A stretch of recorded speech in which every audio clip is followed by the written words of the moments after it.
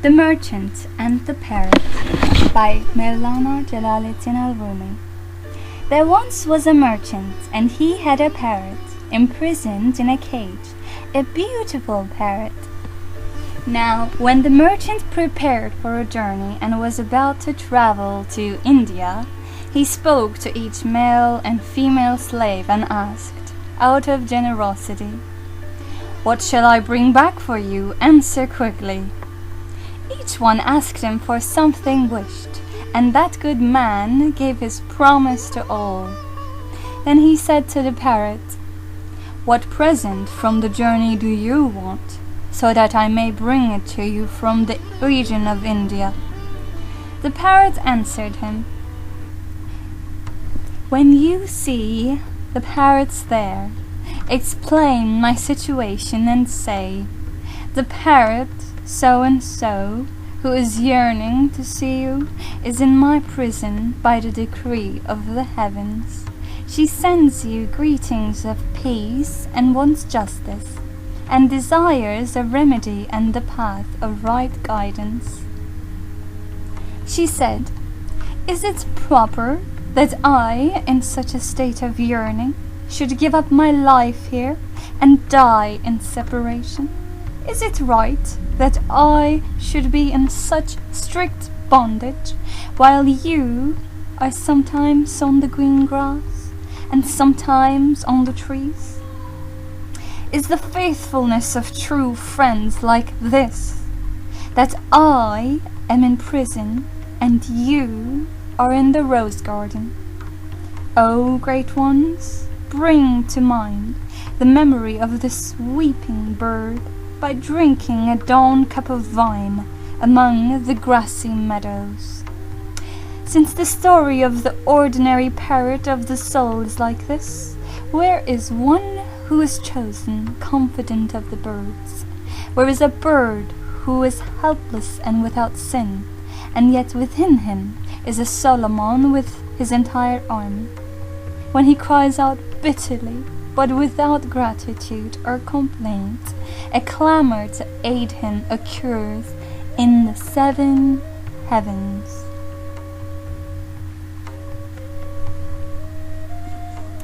The man of trade accepted this message and agreed that he would deliver the greeting from her to her own kind. When he reached the farthest regions of India, he saw some parrots in the wilderness. He held back his mount from going, then he gave a shout. He delivered the greeting and returned that which he had been given in trust. Among those parrots, one parrot trembled greatly, fell, died, and stopped breathing. The merchant became sorry about telling such news, and he said, "I went in the destruction of that animal. Is this one perhaps a relative of that little parrot? Or was this perhaps a case of 2 bodies and 1 spirit? Why did I do this? Why did I deliver the message and burn up the helpless creature by means of this crude speech?" The merchant finished his trading and returned to his home, satisfying the best hopes of his friends. He brought a present to each male slave and gave a share to each female slave. The parrot said, "Where is this slave's present? Tell what you saw and said." The merchant replied, "No, I am myself very sorry about that, and I am chewing my hands and biting my fingers over it. Why did I foolishly bring such a crude message out of ignorance and thoughtlessness?" The parrot said, "O master, why are you so regretful? What is it that calls for all this anger and sorrow?" He replied, "I told your complaints to a group of your fellow parrots. That one parrot, her heart broke from getting wind of your pain, and she trembled and died. I became regretful and thought, why was the use of saying this? But since I had already spoken, what was the benefit of remorse?" When she heard about what that parrot did, she then trembled, fell, and became cold. When the master saw her fallen like this, he jumped up and hurled his cap to the ground. And when the master saw her with this appearance and condition, he leaped up toward the front of his robe, and he said, "Oh, beautiful, sweet crying parrot, what happened to you? Why did you become like this? Oh, what sorrow, my sweet sounding bird, oh, what misery, my close companion and confidant, oh, what regret, my sweet singing bird, the wine of my spirit, my garden, my sweet basil. If Solomon could have had a bird like you, he would never have become occupied with all those other birds. Oh, what a pity, the bird which I got so cheaply, yet how quickly I turned my face away from her face. Oh, tongue, you are a great injury to mankind. But since you are talking, what can I say to you? Oh, tongue, you are both the fire and the harvest stack.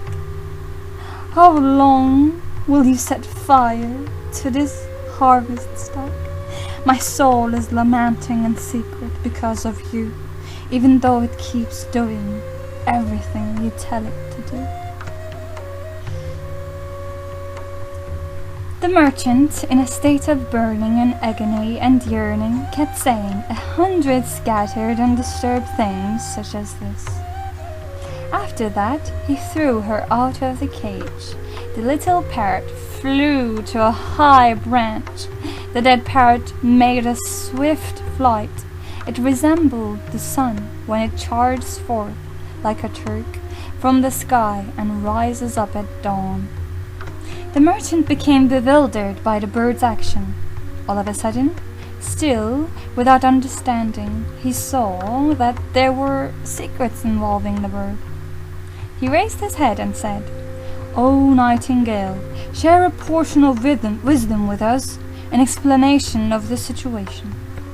What did that parrot do so that you learned something, prepared a trick, and burned us with sorrow?" The parrot said, "She gave me advice by her very action, meaning escape from attachment to elegance of voice and joyful expansion of your breast and song. Because your voice is keeping you in shackles, she herself acted dead for the sake of sending me this advice, meaning, O you who have become a singer to both commoners and the elite, become dead like me so that you may find deliverance." The parrot gave him 1 or 2 pieces of advice, full of spiritual discrimination.